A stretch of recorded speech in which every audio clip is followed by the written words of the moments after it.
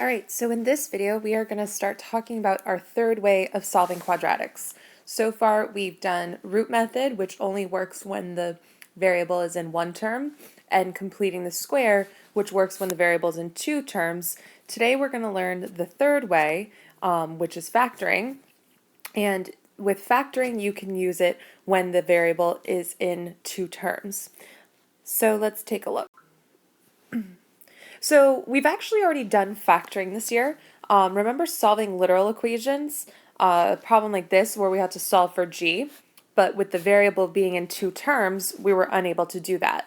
So what we did, and at the time we kind of called it reverse distributive property, is we took the g out of both terms. So if I take the g away from hg, I'm left with h.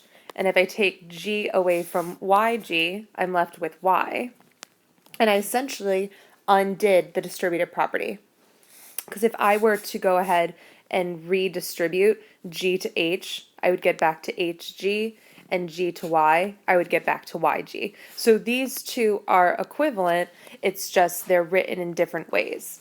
And so this is called factored form.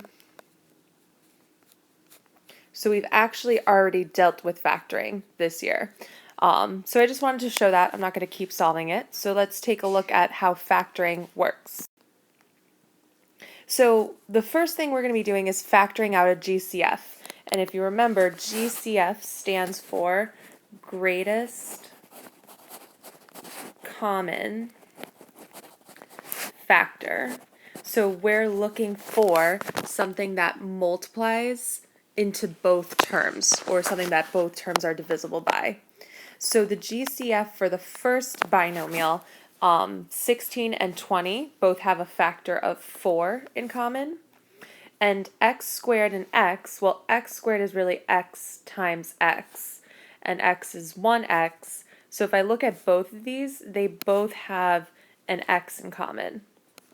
So I'm going to take out 4x. I'm going to factor out 4x. And what I'm left with, 16 divided by 4 is 4. And if I take this 1x away from x squared, I'm left with x. And then 20 divided by 4 is 5. And if I take away an x from x, there's no variable left. And I always like to redistribute this to make sure I did this correctly. So 4x times 4x is 16x squared. 4x times 5 is 20x, so that tells me that this is my factored form. Okay, so for the next one, let's see what our GCF is. 50 and 20 both have a common factor of 10, and then y to the fourth is y times y times y times y. Y squared is y times y, so they both have y squared in common. And when I factor that out, 10 out of 50 leaves me with 5. Y squared out of y to the fourth, well, I took squared away, so I'm left with 2 more y's, y squared. And then 10 out of 20 is 2. These y's are gone, so it's just 2y, or just 2.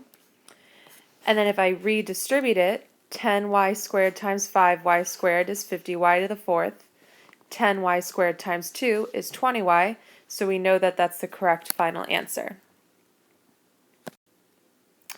So before, on that last page, we were just factoring. We weren't actually solving yet. In order to solve, we need to use the zero product property, or the ZPP. The zero product property is really straightforward. We pretty much have been dealing with it our whole lives in math.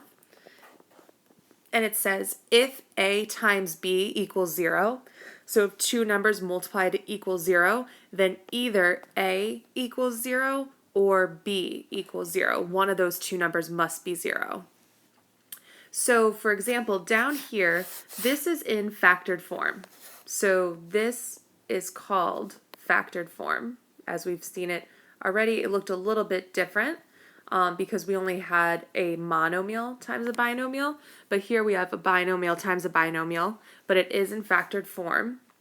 And if we're going to look at this as a times b, So we have one thing times another thing. So the zero product property says that if one thing times another thing equal up to 0, then either the first number or the first thing is 0 or the second thing is 0. So it's going to kind of almost look like our absolute value equations, where we're going to say either x plus 7 equals 0, the first thing, or 3x plus 1 equals 0. So either a equals 0 or b equals 0. And if we solve this, for the first one, I'm going to subtract 7 from both sides. I'm going to get x equals negative 7. And then for the second one, I'm going to subtract 1 and then divide by 3. So I'm going to get x is negative 1/3. So those are my two answers. And then if you think about it, this is a quadratic because x times x is going to be x squared. So we just solved a quadratic that was in factored form. All right, for the second example, we have a and we have b. So two things are multiplying to equal 0. So either the first equation equals 0 or the second equation equals 0. So let's see what two answers we get. 6x equals 0. If I divide by 6, I get x is 0, so that's my first answer. And then the second one gives me 2x plus 5 equals 0. I'm going to subtract 5 and divide by 2. So my other answer is x is negative 5/2. So those are my two answers there. So when we're solving quadratics by factoring, it must always equal 0. The equation always has to equal 0. So for this first one, it is equal to 0.